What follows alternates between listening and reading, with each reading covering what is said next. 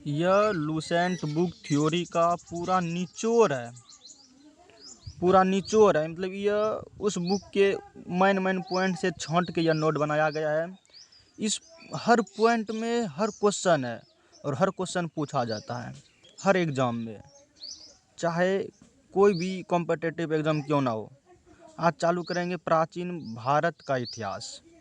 सिर्फ main point है जो कि आप लोग को भी समझने में बहुत सुंदर सा है। जैसे कि बोलता है, स्रोत के आधार पर इतिहास को 3 भागों में बांटा गया। आप लोग भी जानते होंगे कि स्रोत के आधार पर इतिहास को 3 भागों में बांटा गया। पहला प्रागैतिहासिक इतिहास, दूसरा अधऐतिहासिक इतिहास, तीसरा ऐतिहासिक।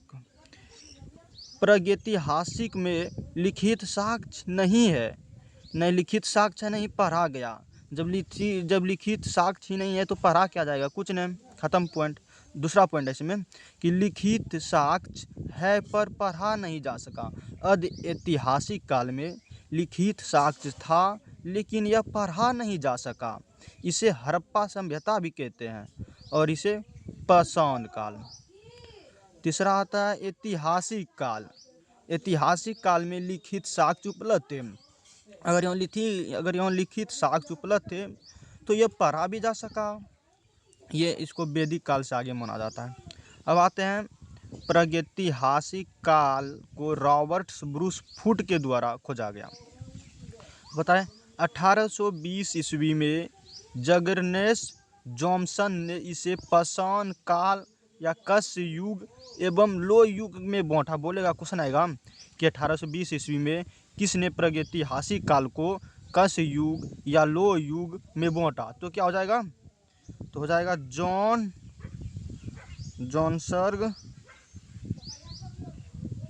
जॉनगर्नस जॉनसन। चलिए, पॉइंट बन गया ना क्वेश्चन का। इसी तरह क्वेश्चन पूछा जाता है। अब दूसरा आते हैं, देखिए VVI क्वेश्चन है कि भारतीय पुरातत्व के जनक किसे माना जाता है। तो अलेक्जेंडर कनिंघम को, भारतीय पुरातत्व के जनक अलेक्जेंडर कनिंघम को माना जाता है। ये पूछवे करेगा। पाषाण काल को 3 भागों में विभाजित किया गया। पाषाण काल को भी 3 भागों में विभाजित किया है। आइए इधर समझते हैं पूरा व्याख्या करके। देखिए, बोलता है मृद भांड का अर्थ होता है मिट्टी का बर्तन, समझे ना। देखिए, पहले आधार दिए हैं, फिर पूरा पाषाण काल, मध्य पाषाण काल, नव पाषाण काल, जो कि समझने में पूरा आसान होगा। काल, पूरा पाषाण के काल थे 25 लाख BC से 10,000 BC। BC का अर्थ है ईसा पूर्व, क्या है, ईसा पूर्व। और मध्य पाषाण काल के काल थे 10,000 BC से 4,000 BC। वहीं नव पाषाण काल के थे 1000 BC से 10,000 BC से 1000 BC। तो चरण पे आते हैं। पूरा पाषाण काल का चरण था पूर्व पूरा पाषाण एवं मध्य पूरा पाषाण, उच्च पूरा पाषाण काल। और इसका कुछ नहीं था, यह था इसका चरण था मध्य पाषाण काल एवं नव पाषाण काल का संक्रामण काल था चरण। तो अगर लक्षण, मतलब पूरा पाषाण बोलेगा, पूरा पाषाण काल का लक्षण क्या था, तो इसका लक्षण था आखेट, शिकार, खाद्य संग्राहक, कृषि, पशुपालन नहीं था। पूरा पाषाण काल में आखेट था, खाद्य संग्राहक था, लेकिन वहाँ कृषि एवं पशुपालन नहीं था। दूसरा आता है मध्य पाषाण काल में। मध्य पाषाण काल का लक्षण था यहाँ आखेट, खाद्य संग्राहक, कृषि, पशुपालन की शुरुआत। मध्य पाषाण काल में पशुपालन की शुरुआत हुई। वहीं नव पाषाण काल की बात करते हैं तो यहाँ कृषि, पशुपालन की शुरुआत हो जाती है और समाज अस्थायी निवास करना प्रारंभ कर देता है। ये बोलेगा क्वेश्चन है कि किस काल में मानव अपना अस्थायी निवास प्रारंभ किया या कृषि या पशुपालन की शुरुआत की। तो ये हो जाएगा नव पाषाण काल। एक पॉइंट यहाँ से भी बन रहा है। आते औजार पे, बोलेगा पूरा पाषाण काल में कौन से औजार इस्तेमाल किया जाता था। तो पूरा पाषाण काल में क्वार्टजाइट, शुक्ल, ब्लेड आदि का। वहीं मध्य पाषाण काल में माइक्रोलिथ या स्वच्छ पत्थर। स्वच्छ पत्थर को ही माइक्रोलिथ कहा जाता है। मध्यपाषाण काल में माइक्रो बोलेगा कि माइक्रोलिथ का प्रयोग किस काल में किया गया, तो माइक्रोलिथ का प्रयोग मध्यपाषाण काल में किया गया। आप लोग विश्वास मानिए, यह नोट हर एग्जाम के लिए पूरा लाभदायक होगा। यह लूसेंट का पूरा निचोड़ निकाला गया है, लूसेंट बुक का पूरा निचोड़ है। तो मध्यपाषाण काल में स्लेट के बने। अब आते हैं महत्व एवं महत्वपूर्ण स्थल, जो कि उस काल से खोजे गए महत्वपूर्ण स्थल। तो पुरापाषाण काल से खोजे गए महत्वपूर्ण स्थल है अतिरपक्कम, अतिरपक्कम जो कि तमिलनाडु में है। हथनौरा एमपी से मानव खोपड़ी के प्रथम साक्ष्य मिले, मतलब पुरापाषाण काल में हथनौरा जो कि मध्य प्रदेश में पड़ता है, वहाँ से मानव खोपड़ी के प्रथम साक्ष्य मिले हैं।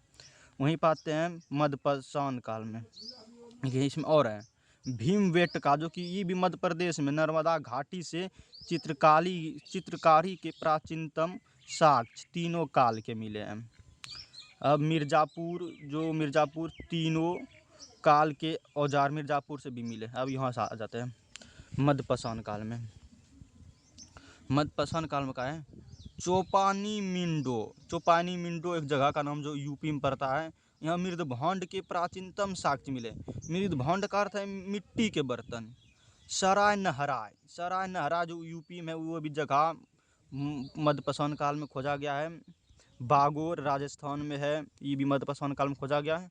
आदमगढ़ जो कि यह भी मध्यपाषाण काल में है।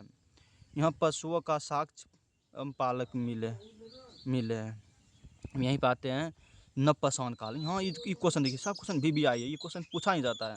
नवपाषाण काल में कहा गया बुर्ज होम जो कश्मीर में है, यहाँ से गर्तवास मतलब जो जिसको दफनाया था, वहाँ कब्र में मालिक के साथ कुत्ता का भी प्रमाण मिलता। बोलेगा किस जगह पर कब्र में मालिक के साथ कुत्ता का दफनाने का प्रमाण मिला है, तो बुर्ज होम में जो कश्मीर में पड़ता है।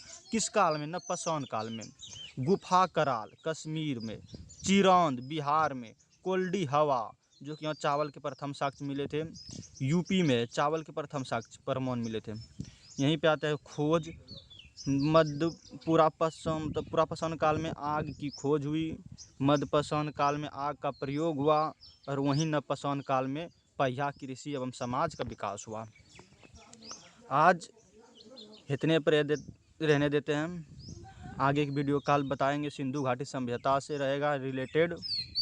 अगर आप लोग चाहते हैं कि और वीडियो बनाएं तो इस चैनल को सब्सक्राइबर करें। इससे मतलब इसमें पूरा लूसेंट का निचोड़ है, और यह नोट बहुत आसान और सरल भाषा में बनाया गया है।